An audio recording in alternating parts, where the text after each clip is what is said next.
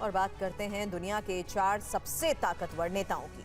वो नेता जिनके हर फैसले का असर सिर्फ उनके देश पर नहीं बल्कि पूरी दुनिया पर पड़ता है।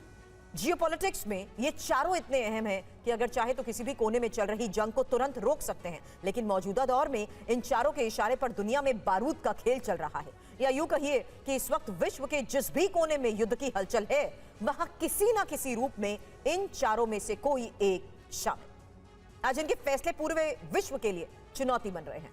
वर्ल्ड लीडर्स की ये चौकड़ी एक महायुद्ध की दिशा में जाती दिख रही है। हम ऐसा क्यों कह रहे हैं, इस रिपोर्ट से समझिए।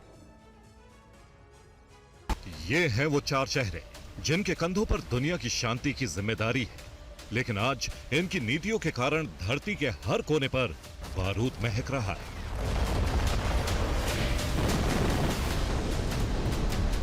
यूरोप के बर्फीले रास्तों से लेकर एशिया तक, मिडिल ईस्ट की सुनसान सड़कों से लेकर विशाल समंदर तक, जहां भी देखो वहां युद्ध की लपटें हैं। इन लपटों के दूसरी ओर ये 4 चेहरे साफ नजर आते हैं। अमेरिका फर्स्ट का नारा लगाने वाले ट्रंप बाकी देशों को दोयम दर्जे का समझ रहे हैं। क्रेमलिन की सर्द दीवारों के पीछे बैठे पुतिन दुनिया को अपनी ताकत का नया नक्शा दिखा रहे हैं।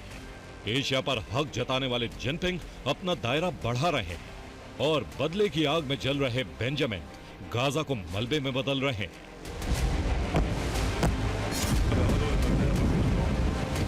एक दौर था जब ये चारों नेता विश्व शांति के दूत कहे जाते थे, लेकिन आज इनके हर फैसले के पीछे किसी युद्ध की आहट सुनाई देती।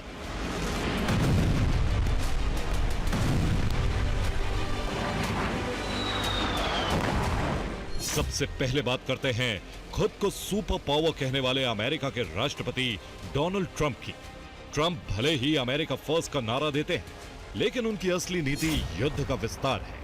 वो राख में दबी चिंगारी को हवा देने में माहिर है।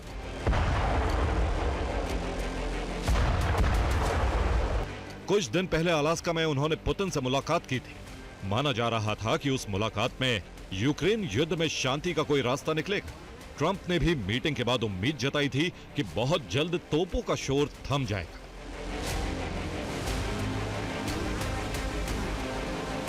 लेकिन 2 दिन पहले उन्होंने साफ कर दिया कि अब रूस को हराने के लिए यूक्रेन को और ज्यादा मजबूत बनाना होगा।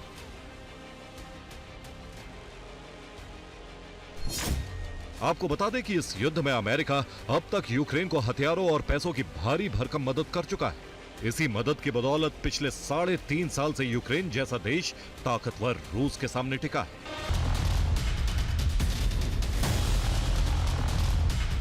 अब व्लादिमीर पुतिन की बात करते हैं। पुतिन ने फरवरी 2022 में यूक्रेन के खिलाफ ऑपरेशन डोनबास शुरू किया।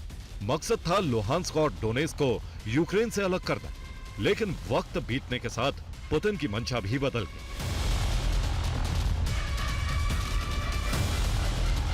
पिछले 3 वर्षों से वो लगातार यूक्रेन पर मिसाइल, तोप, टैंक और लड़ाकू विमानों से हमला कर रहे हैं। इन हमलों में अब तक दोनों तरफ से लाखों लोग मारे जा चुके हैं। पुतिन के ताबड़तोड़ हमलों से यूक्रेन के शहरों की हालत कुछ ऐसी हो गई है जैसे धुएं से भरी किसी कोठरी में फंसे लोग जिंदा रहने की जद्दोजहद कर रहे हैं।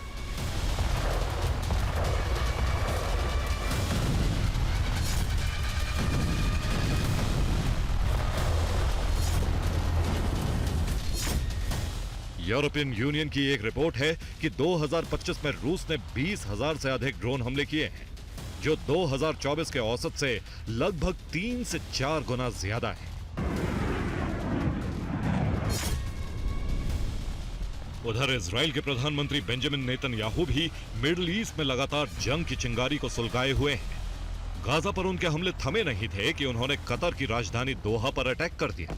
इससे पहले वो ईरान के खिलाफ अब तक का सबसे बड़ा अटैक कर चुके थे।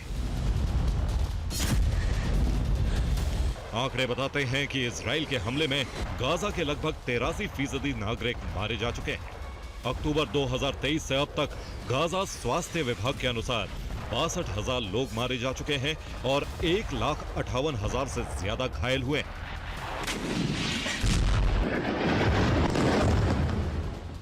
इंटरनेशनल क्रिमिनल कोर्ट ने नेतन्याहू और उनके रक्षा मंत्री पर मानवता के खिलाफ अपराध और युद्ध अपराधों के आरोप लगाए हैं।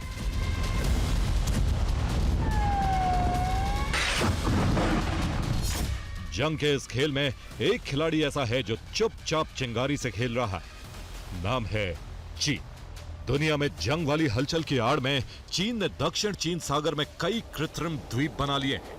वहां एयरफील्ड बनाकर अपने सैन्य उपकरण और रडार तैनात कर दिए हैं। ताइवान को धमकाने के लिए वो समंदर में लगातार अपनी ताकत बढ़ा रहा है। दरअसल अपनी सीमाओं के विस्तार के लिए वो अपनी शक्ति का लगातार प्रदर्शन कर रहा है।